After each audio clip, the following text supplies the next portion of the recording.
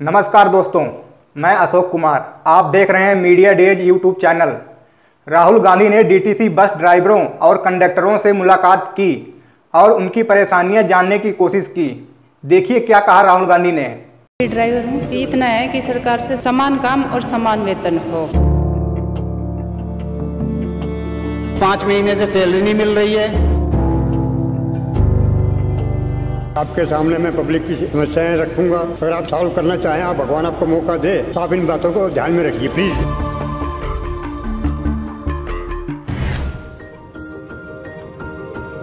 देखो भैया, मेरी माँ से मिलो। Mummy, he was driving me in the Uber already. So now he's taking me to the bus stand with some other boat. चलिए।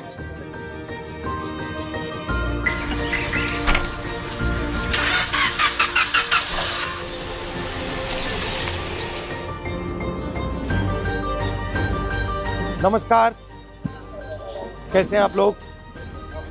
नमस्कार जी, नमस्कार। नमस्कार नमस्कार। बैठ जाओ यहाँ। आप कंडक्टर हो? आप ड्राइवर हो? कंडक्टर। आप ड्राइवर। आपका कितना बनता है? मैं परमानेंट है। सर 800 रुपये एक दिन का बनता है, उसी में SIPF दोनों कटता है, और जो रेस्ट बनता है उसको ही पैसे कटते हैं। मिलता भी नहीं है सर। आप ड्राइवर हो? 21,000 टोटल किलोमीटर के हिसाब से इनका। अच्छा, और कितने घंटे होता है काम? 8 घंटे। 8 घंटे। 8 घंटे होते हैं, बट अगर 1-2 घंटे ऊपर चलेगा तो उसका पैसा नहीं मिलेगा। नहीं सर, कच्चे हैं, सब कच्चे हैं।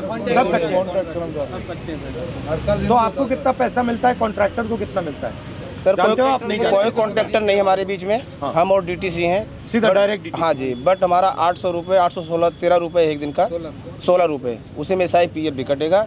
प्लस महीने में हमारा कोई रेस्ट नहीं होता, ना होली ना दिवाली, कोई दिन नहीं होता। कोई दिन नहीं, संडे सैटरडे कुछ नहीं। उसका पैसा कटेगा जिस दिन हम छुट्टी करेंगे। जितनी छुट्टी करेंगे उतना पैसा कट जाएगा।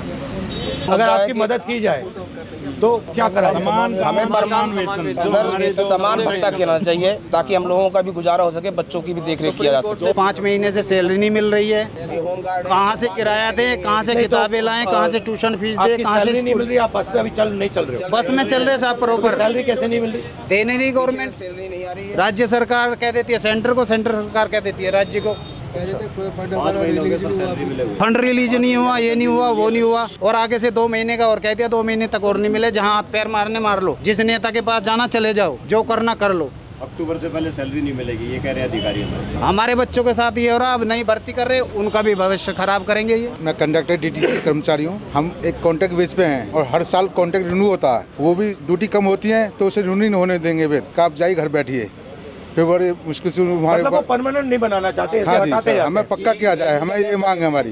या नहीं तो समान वेतन समान काम होना चाहिए हमारा। हम आपसे मांग यही कर रहे हैं बस सरकार से। जब तक शीला दीक्षित हमारी बहन जी थी, जब तक उन्होंने पक्का किया, उनके बाद हमारे कोई अभी तक सुनवाई नहीं, उन्होंने पक्का किया। लेकिन हमारा सवाल ये है सर कि नागरिकता हमारी पक्की, तो नौकरी कच्ची क्यों? क्योंकि आज निजीकरण हो रहा है, सबसे ज्यादा निजीकरण कर रहे हैं लोग, और इस निजीकरण से हमारे बच्चों का क्या भविष्य रहेगा?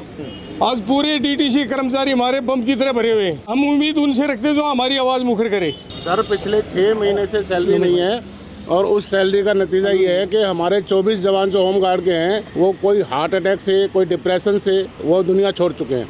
और हमारी समस्या ये है सर कि हमें हर 6 महीने के लिए हमारे को स्टैंड किया जाता है। ऑलरेडी हम ट्रेंड हैं, ट्रेनिंग के बावजूद हम भर्ती हुए थे होमगार्ड के अंदर, और उसके बावजूद अभी 10,285 आदमियों की भर्ती निकाली है, और हमें जनवरी तक का टाइम दिया गया कि अब इस उम्र में, जिसमें हमारी एज सबकी 50+ हो चुकी है, अब इस एज में हमें कोई ना तो सिक्योरिटी में नौकरी देगा, ना ही कोई और नौकरी हमें मिल पाएगी। मैं भी ड्राइवर हूँ, बस इतना है कि सरकार से समान काम और समान वेतन हो। मन बताओ, इनकी उम्र इतनी ज़्यादा हो गई, अब ये क्या करेंगे? दूसरी नौकरी देखने के लायक भी नहीं छोड़ा इनको। बस यही है कि समान काम और समान वेतन हो। ये प्राइवेटाइजेशन जो हो रहा है, इसका फायदा किसको मिल रहा है? इसका फायदा उद्योगपतियों को मिल रहा है, जो बड़े टॉप वालों को, उद्योगपतियों को मिल रहा है। आप एक्सपीरियंस हैं, कब से चला रहे हैं आप? मैं जब चला नहीं रहा। मैं अच्छा, मैं अंदर हूँ वर्कशॉप के अंदर, और मैं वर्कशॉप में। हाँ, जब से वो संभाला है, गाय और बिछड़े के समय से मैं कांग्रेस का हो रहा हूँ, और मुझे बहुत खुशी है मेरे लिए। मुझे आपसे मिलने का सौभाग्य मिला, और आपके सामने मैं पब्लिक की समस्याएं रखूंगा। अगर आप सॉल्व करना चाहें, आप भगवान आपको मौका दे, तो आप इन बातों को ध्यान में रखिए प्लीज। क्योंकि इसलिए आया हूं यहाँ। ये आम आदमी है, ये आपकी ही जनता है और अब आपसे प्यार करने वाले हैं कांग्रेस के नाम से। बताइए बताइए। ठीक है सर। रही बात रोजगार की, आज मोदी जी ने इतना बुरा हाल कर दिया देश का, हमें एक तरह से गुलामी महसूस होती है। पढ़े लिखे का अंतर खत्म कर दिया इन्होंने। अनपढ़ मजदूर 18 से 20 हज़ार लेता है, पढ़ा लिखा 25 हज़ार लेता है। हम एक आम आदमी हैं जो पूरी ज़िंदगी नौकरी करने के बाद अपने बच्चों को एक अच्छी शिक्षा दिलवाते हैं कि बच्चा कहीं सेटल हो जाएगा, लेकिन अंत में उसको भी 30 हज़ार 35 हज़ार ही मिल पाते हैं। ये हमारे आम लोगों की समस्याएं हैं सर। सर बोलना तो हर कोई चाहता है, आजकल जो बोलता है सीधा उसका काम, गवर्नमेंट का काम है जेल में। डर फैला हुआ है, पब्लिक के दिलों में डर फैला हुआ है। आप लोग पैसा बचा पाते हो या बिल्कुल नहीं सर, बिल्कुल नहीं। और अगर आप कहीं बस पे जाओ तो आपको पैसा देना पड़ता है या आपके पास पास होता है? आपके पास पास ऐसा कुछ नहीं है जो आप बस में फ्री जाओ।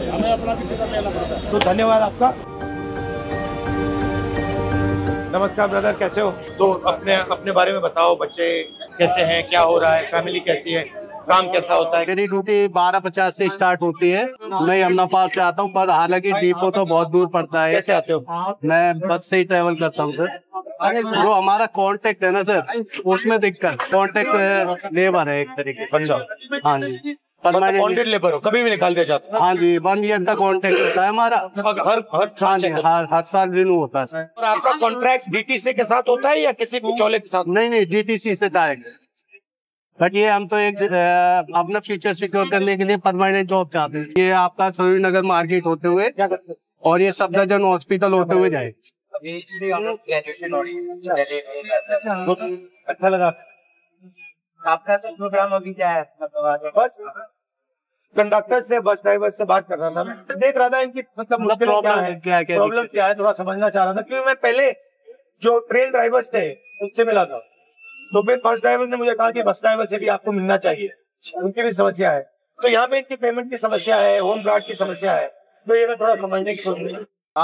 मास रीच तक पहुंचे, बस वही कि लोगों को पता लगे कि आप बस में बैठ रहे हो, मगर ड्राइवर को क्या करना पड़ता है, कितना पैसा मिलता है, कितनी मुश्किलें हैं, कंडक्टर को क्या भुगतना पड़ता है, फिर सिटीजन जो आ रहे हैं उनको क्या क्या, ये आइडिया। थैंक यू ब्रदर, धन्यवाद भैया, अच्छा लगा आपसे। ओके,